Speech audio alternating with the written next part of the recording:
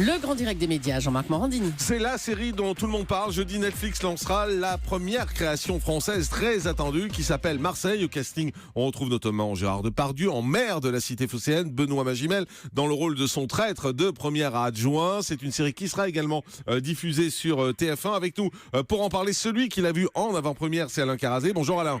Bonjour Jean-Marc. Merci d'être en direct avec nous ce matin sur Europe 1. Si j'ai bien compris ce qu'on s'est dit en préparant cette émission, c'est naze.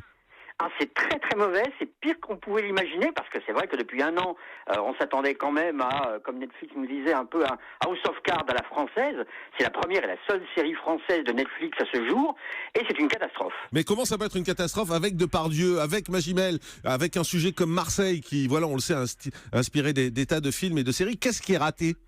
Tout est raté. L'histoire, d'abord, parce que c'est pas du tout un thriller politique sur les coulisses de la politique d'une grande ville. C'est un soap. C'est une histoire de famille, un conflit entre un maire sortant et son dauphin. C'est un gros épisode de Plus belle la vie en plus riche, et avec Depardieu, voilà. Oui, mais donc, Depardieu, c'est pas un gage de qualité ? Au niveau de l'interprétation, Depardieu, il est plutôt pas mal, mais il s'ennuie quand même visiblement. Magimel, de son côté, est extrêmement mauvais. Il prend l'accent marseillais dans certaines scènes seulement, pas dans toutes les scènes, donc c'est un peu caricatural. Les dialogues, surtout, sont extrêmement caricaturaux, un peu vulgaires d'ailleurs. On se croirait vraiment dans un vieux soap des années 80, parce que tout y est, comme dans Dallas. Trahison, maladie, enfants cachés, vraiment, on est en plein là-dedans, avec une réalisation dans laquelle il y a, oui, des beaux plans sur la ville de Marseille, mais honnêtement, la seule chose que l'on voit de Marseille, c'est d'un côté la mairie, de l'autre côté des truands, des dealers, donc ça donne quand même une très très mauvaise image de la ville. Mais c'est étonnant, Alain, parce que honnêtement, moi, je regarde souvent Netflix, je regarde souvent les séries américaines sur Netflix, et c'est vachement bien. Comment ça se fait qu'il foire cette première série française ?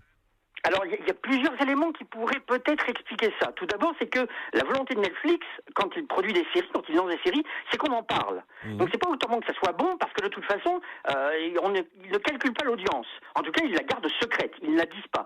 Donc, avant tout, il faut que ça fasse le buzz. Et le buzz, avec Gérard Depardieu, et depuis un an, avec la première production française, ça, on l'a. Il n'y a aucun souci. Avec la prochaine diffusion sur TF1, le buzz, on l'a aussi. Donc, on parle de la série. Ce qui est le plus important, est-ce que c'est pas une série marketing plus qu'autre chose ? En plus, cette série, elle a été faite véritablement dans le but un peu de calmer les autorités qui étaient quand même un peu énervées de l'arrivée de Netflix en France via le Luxembourg, et de rassurer un peu les producteurs de fiction française. Donc il y a eu plein d'enjeux avec cette série, et est-ce la qualité de la série avait été mise un petit peu sur le bas-côté face à son marketing? C'est la question qu'on peut se poser. Moi, je n'ai pas la réponse. Je ne pense pas quand même que les gens qui ont produit cette série ont fait sciemment une série pas bien. Mais en tout cas, elle n'est pas à la hauteur des attentes. Depuis un an, on nous serine avec Marseille.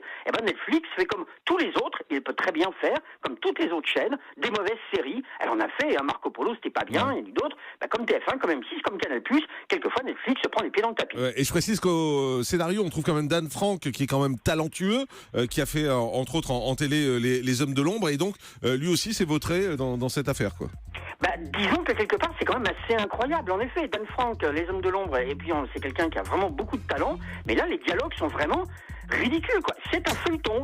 Alors, c'est pas la House of Cards de français, quoi. C'est un feuilleton. C'est un vieux. C'est une saga de l'été. Voilà, c'est une vieille saga de l'été des années 90. Voilà, c'est dit. C'est mieux que comme ça. Merci Alain Carazé, sans langue de bois, comme toujours. Vous le savez, on est dans cette émission. Ça s'appelle Marseille, ça sort jeudi. Alain Carazé, journaliste à Télé 2 Semaines, et notre spécialiste des séries ici à Europe 1, qui a vu en avant-première cette série Marseille diffusée sur Netflix et sur TF1.